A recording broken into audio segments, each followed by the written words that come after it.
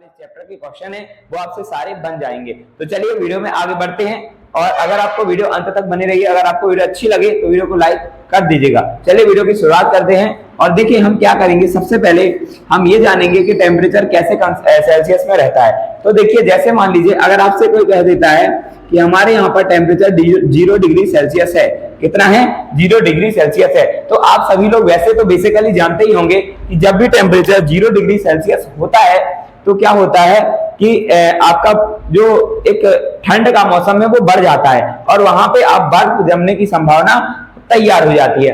वैसे ही अगर हम बात करें कि उसी में अगर केल्विन में कोई पूछता है कि ये कब होता है, तो हम कहेंगे सर 273 केल्विन में, 273 केल्विन से जैसे ही टेम्परेचर ऊपर जाता है, मतलब 273 और 0.1617 ऐसा करके जब टेम्परेचर चला जाता है तो हम कह पाते हैं कि वहां पे बर्फ जमना चालू हो जाता है। तो क्या हम आज की वीडियो में ये जानेंगे कि देखिए 0 डिग्री सेल्सियस और 273 क्या आपस में समान भूमिका निभा रहे हैं, क्या ये आपस में समान होते हैं। तो देखिए ऐसे अगर देखिए आपसे कोई कह देता है कि हमारे यहाँ का जो टेम्परेचर है वो 40 डिग्री सेल्सियस है, अब आप इसको केल्विन में कन्वर्ट करके बताइए कि केल्विन में टेम्परेचर कितना होगा। तो इसको कन्वर्ट करने के लिए हमें कुछ नहीं करना होता है, ये एक नंबर जो लिखा हुआ है 273 केल्विन, इस नंबर से हम प्लस करेंगे और हमारा क्या है केल्विन में तैयार हो जाएगा। मतलब जो सी है, सी नंबर से लेके के नंबर तक जाने के लिए हमें प्लस करना होता है 273।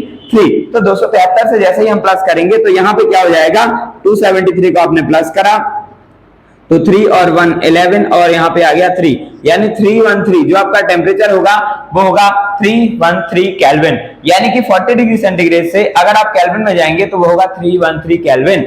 ऐसे ही हम जानेंगे।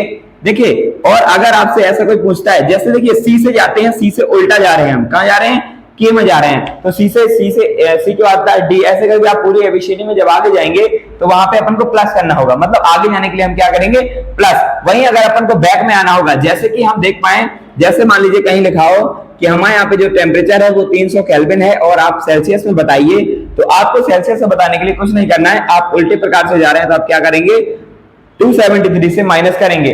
तो 273 से जैसे ही आपने माइनस करा तो यहाँ पे आपका 27 डिग्री सेंटीग्रेड आ गया, यानी कि 27 डिग्री सेल्सियस आपका टेम्परेचर यहाँ का रहा होगा। अब हम बात करें अगर सेल्सियस और केल्विन की, तो इनमें ज्यादा विशेष अंतर नहीं है, सिर्फ 273 का अंतर होता है। वैसे ही अगर आपसे कोई पूछे कि बॉइलिंग पॉइंट ऑफ वाटर क्या होता है, और वैसे ही अगर आपसे पूछे फ्रीजिंग पॉइंट ऑफ वाटर क्या होता है, तो देखिए वाटर हमेशा 0 के बाद मतलब 1 में जैसे ही आना तैयार होता है तो वाटर यानी कि फ्रीज होना चालू हो जाता है। ऐसे ही अगर आपसे कोई केल्विन में पूछे तो मैंने बताया हुआ है यह वाटर का फ्रीजिंग पॉइंट, क्या है ये वाटर का फ्रीजिंग पॉइंट। तो जो वाटर का फ्रीजिंग पॉइंट होता है वो होता है 273.16, यानी कि 273.16 केल्विन। ये केल्विन में इतने में फ्रीज होना चालू हो जाता है। अगर आपसे कोई पूछ रहे कि ह्यूमन बॉडी यानी कि मानव शरीर, ह्यूमन